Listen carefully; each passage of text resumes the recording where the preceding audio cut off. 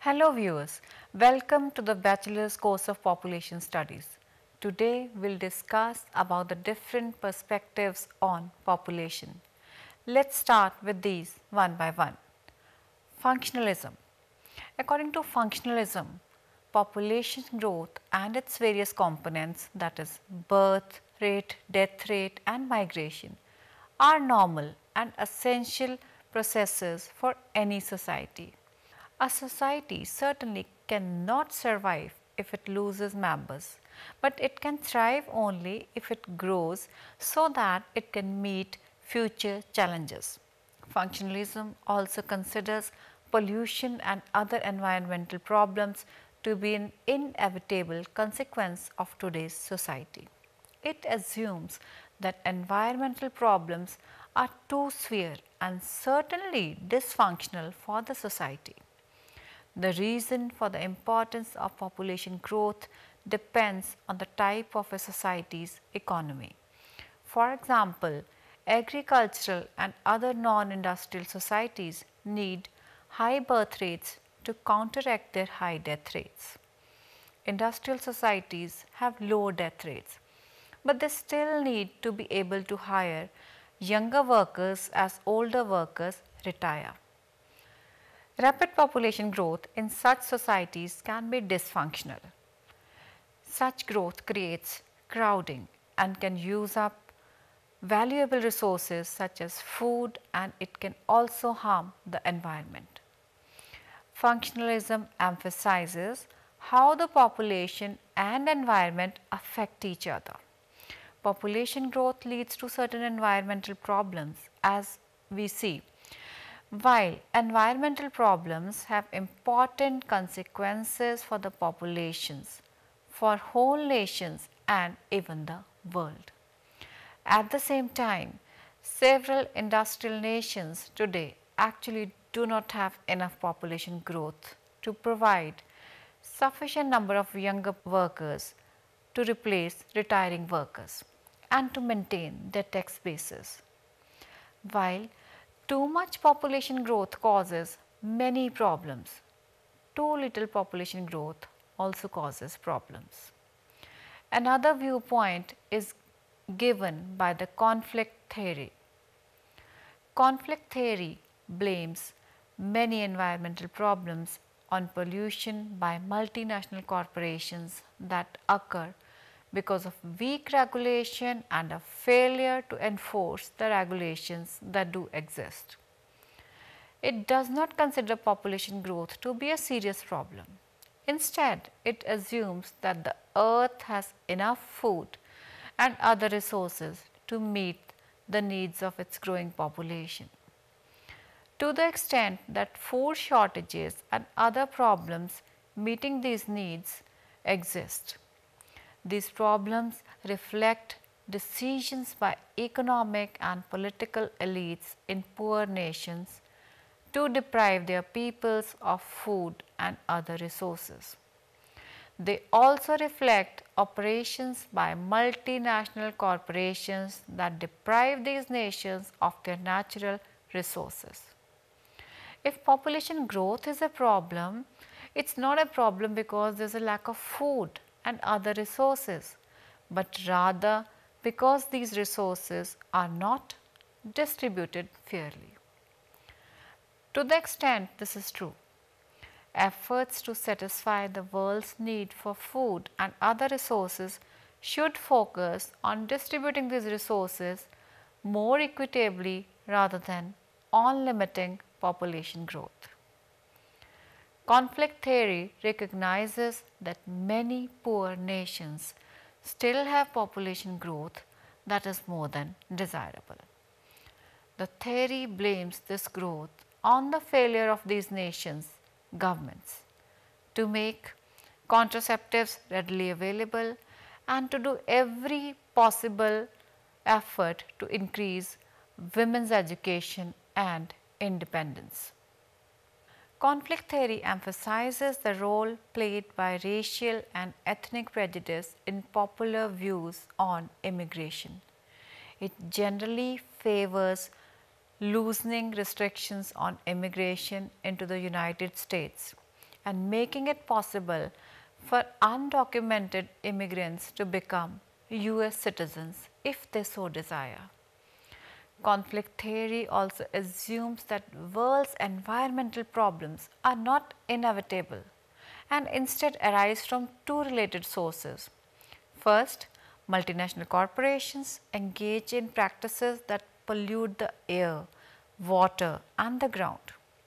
Second, the United States and other governments fail to have strong regulations to limit corporate pollution, and they fail to adequately enforce the regulations they do have. Then we have symbolic interactionism. Symbolic interactionism offers four kinds of understandings of population and environmental problems. Number one, it seeks to understand why people engage or do not engage in activities related to population growth and other problems and to environmental problems. For example, recycling.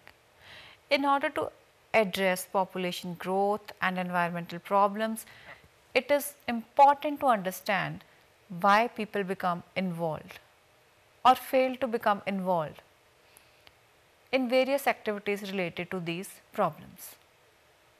Secondly, it emphasizes people's perceptions on population and environmental problems. To the extent that public attitudes play a key role in the persistence of these problems, it's important to know the reason for public views on these problems so that efforts to address the problems may be better focused.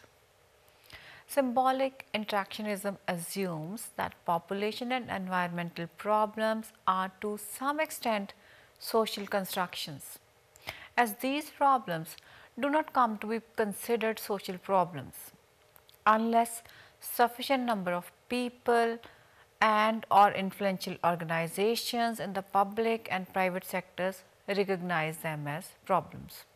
For example, lead was a serious health problem long before the US government banned it in paint in 1977 and in gasoline in 1990. As early as the first few years of 20th century, scientists were calling attention to the toxic properties of lead paint and more generally to lead itself. Despite growing evidence over the next few decades of the toxic qualities of lead, various industries continue to say that lead was safe for the general public. The banning of lead was ultimately due to the efforts of environmental groups and to the fact that the growing amount of scientific evidence of its danger became overwhelming. Finally, symbolic interactionism emphasizes that people from different social backgrounds and from different cultures may have different understandings of population issues and of environmental issues. For example, someone who has grown in rural areas may consider even a small city to be very crowded, while someone who grows up in a large city may consider a small city to be too tiny and lacking in restaurants, music and other public activities. Let us see what Malthus' prospect is on the population. Thomas Malthus was an English clergyman who made dire predictions about Earth's ability to sustain its growing population. According to his theory, three factors would control human population that exceeded the Earth's carrying capacity, or how many people can live in a given area considering the amount of sources available with him. He identified these factors as war, famine and disease and termed these as positive checks because they increased mortality rates, thus keeping the population in check. These are countered by preventive checks, which also seek to control the population, but by reducing fertility rates. Preventive checks include birth control and celibacy. Malthus saw that people could only produce so much food in a given year, yet the population was increasing at an exponential rate. Eventually, he thought people would run out of food and begin to starve. They would go to war over the increasing scarce resources, reduce the population to a manageable level, and the cycle would begin afresh. Of course, this has not happened exactly. The human population has continued to grow long past Malthus's prediction. So, what happened? Why did we not die off? There are three reasons that such sociologists and economists suggest. We continue to expand the population of our planet. First reason is the technological increase in food production. These technological improvements have increased both the amount and the quality of calories we can produce per person. Secondly, human ingenuity has developed new medicines to curtail deaths through diseases. And finally, the development of widespread use of contraception and other form of family planning have decreased the speed at which our population increases. But what about the future? Some still believe that Malthus was correct and that ample resources to support the Earth's population will soon run out. The next perspective is zero population growth. A neo-Malthusian researcher named Paul Ehrlich brought Malthus's prediction into the 20th century. However, according to Ehrlich, it is the environment, not specifically the food supply, that will play a crucial role in the continued health of planet's population. His idea suggests that the human population is moving rapidly towards complete environmental collapse.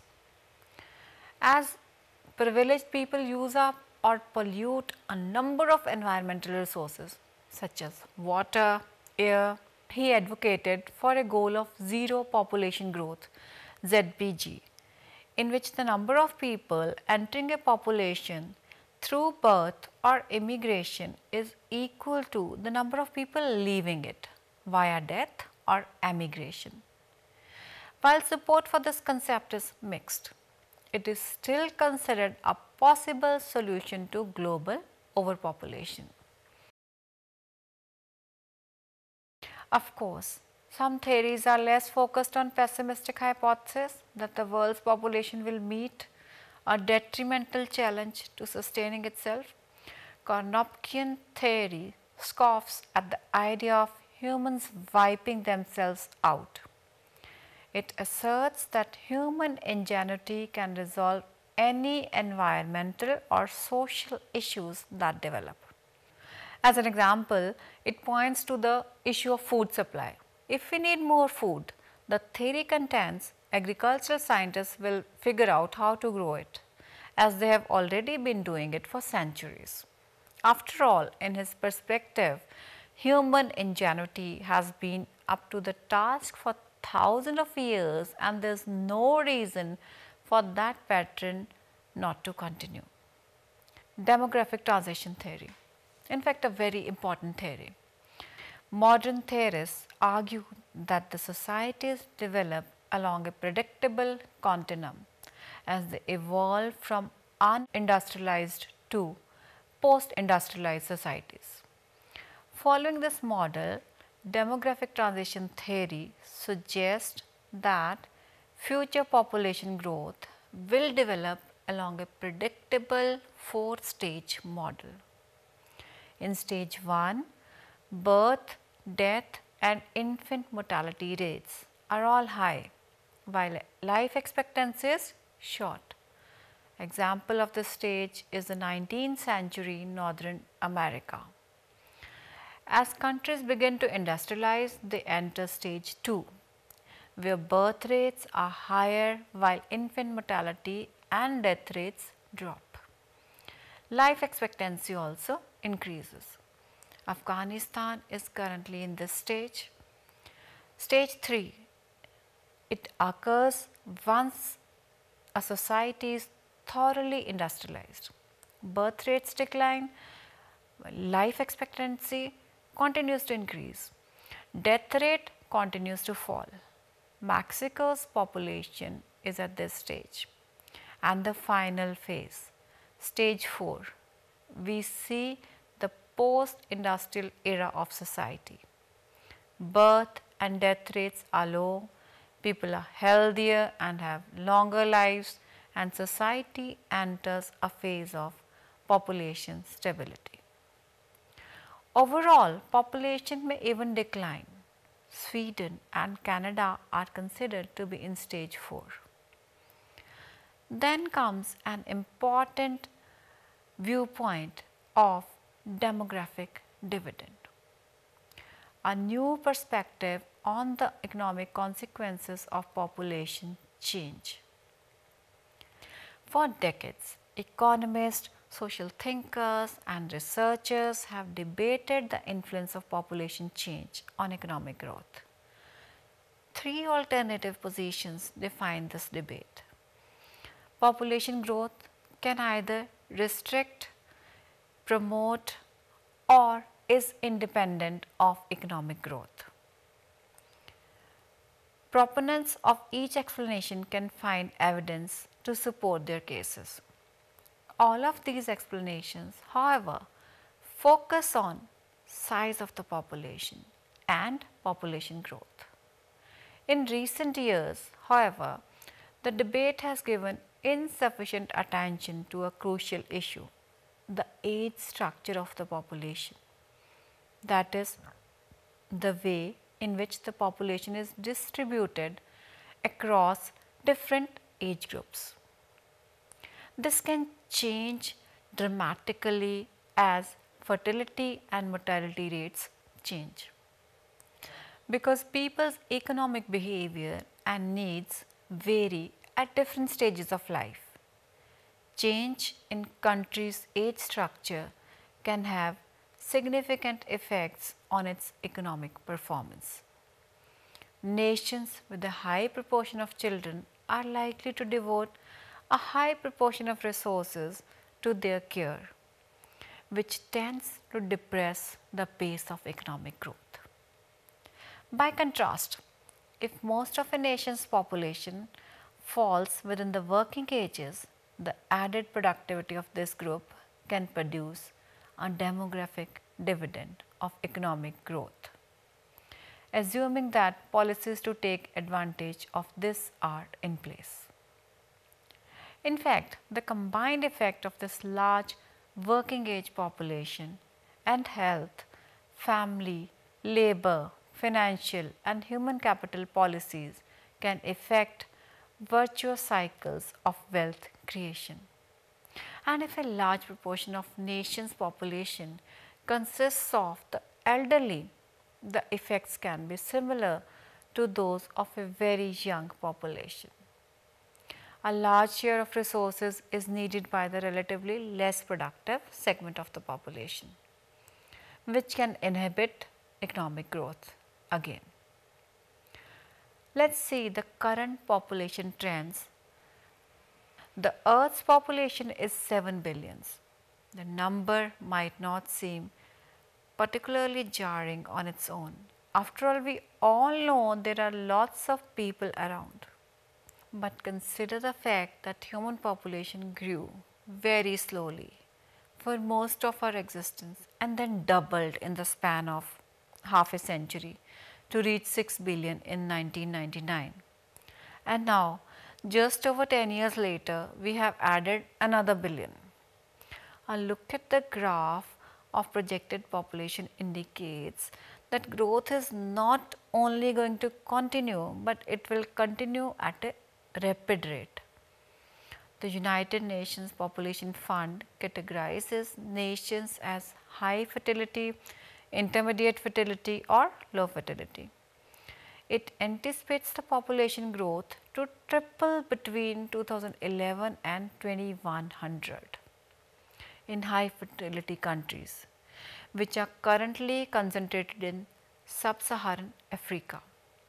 For countries with intermediate fertility rates, that is the United States, India and Mexico, growth is expected to be about 26%, and low fertility countries like China, Australia and most of those in Europe will actually see population declines of approximately 20%. Figure 1 to illustrate this trend.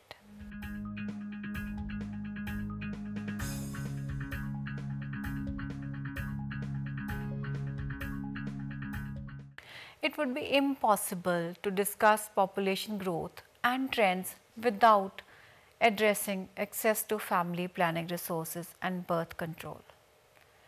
As the stages of population growth indicate, more industrialized countries see birth rates decline as families limit the number of children they have. Today, many people, let us say over 200 million, still lack access to safe family planning. This data is according to USAID 2010. By its report, this need is growing, with demand projected to increase by 40% in the next 15 years. Many social scholars would assert that until women are able to have only the children they want and they can care for, the poorest countries will always bear the worst burden of overpopulation. How does population growth or overpopulation affect national economic development? The link between a country's rate of population growth and its rate of economic growth is complex. More people mean more potential workers, and more workers who productively employed can lead to greater economic outputs. If the rate of economic growth exceeds the rate of population growth, income per capita will rise. However, high rates of population growth can also strain national economies, in large part because they keep populations young and because high numbers of children relative to the number of potential workers imply more dependents per worker. Reducing fertility can produce changes in the age distribution of population that can be useful for economic growth.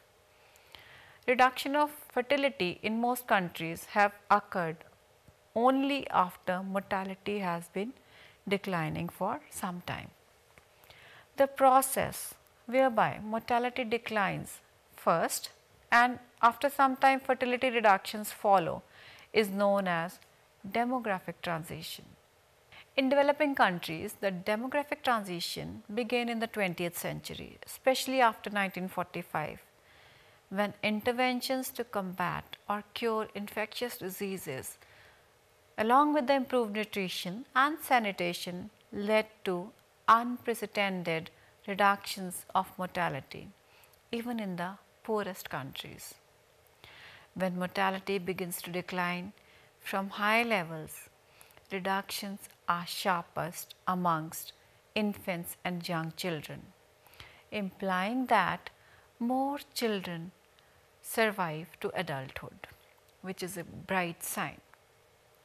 As a result, countries experiencing a reduction in mortality without a similar drop in fertility experience a sort of baby boom, and both the number and the share of children in their populations increase. Consequently, countries undergoing this change have more children to feed, to educate and help and keep healthy, while at the same time their share of people of working age declines. Reduction of fertility eventually leads to drop in the proportion of children in the population, even if mortality continues to decrease.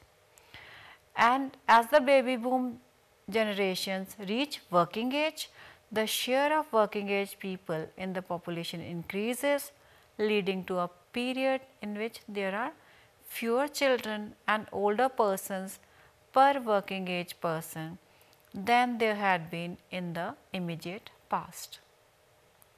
In the case of today's high fertility countries, the proportion of children reached a maximum in 1990 at 45% and has been declining since then. Whereas the proportion of people of working age, that is of the age group of 15 to 64, has been increasing since 1990.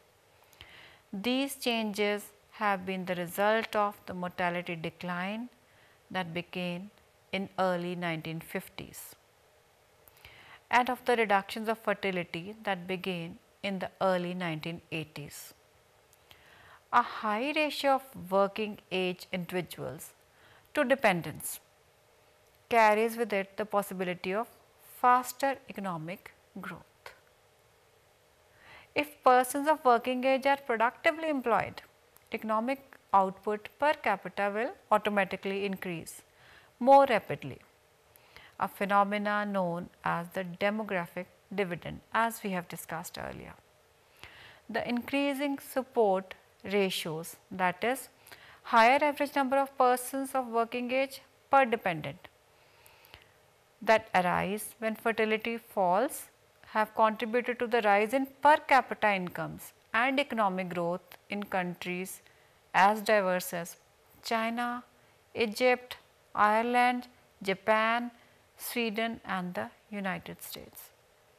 The medium term effects of fertility reductions on economic growth in both developed and developing countries accounted for about 20% of the per capita output growth achieved between 1960 and 1995. The particularly fast reductions of fertility experienced by newly industrializing countries of East and Southeast Asia have contributed to their vigorous economic growth. They facilitated major public investments in education and public health, which combined with a stable macroeconomic environment, macroeconomic policies focusing on job creation and institutions that promoted savings have been critical in allowing those countries to derive the full benefits associated with the demographic dividend. So, that is the magic of demographic dividend. In contrast, economic growth has fallen short of its full potential in most countries in Latin America and the Caribbean that also experienced fast fertility declines. These examples suggest that although reductions in fertility can potentially accelerate economic growth, the realization of that potential depends on developing the right institutions and adopting appropriate economic and social policies, including measures to build human capital, generate jobs, improve income distribution, etc. To sum up, we can say that we have seen the different perspectives on population given by different economists. Northen theory scoffs at the idea of humans wiping themselves out. It asserts that human ingenuity can resolve any environmental or social issues that develop. According to the theory of demographic dividend, if most of the nation's population falls within the working ages, the added productivity of this group can produce a demographic dividend of economic growth. So, healthy, educated and aware population is always an asset for the country. That's all with today's lecture. I hope this must have added to your knowledge. Next time, we will discuss about another important aspect of population. Till then, have a nice time. Bye-bye.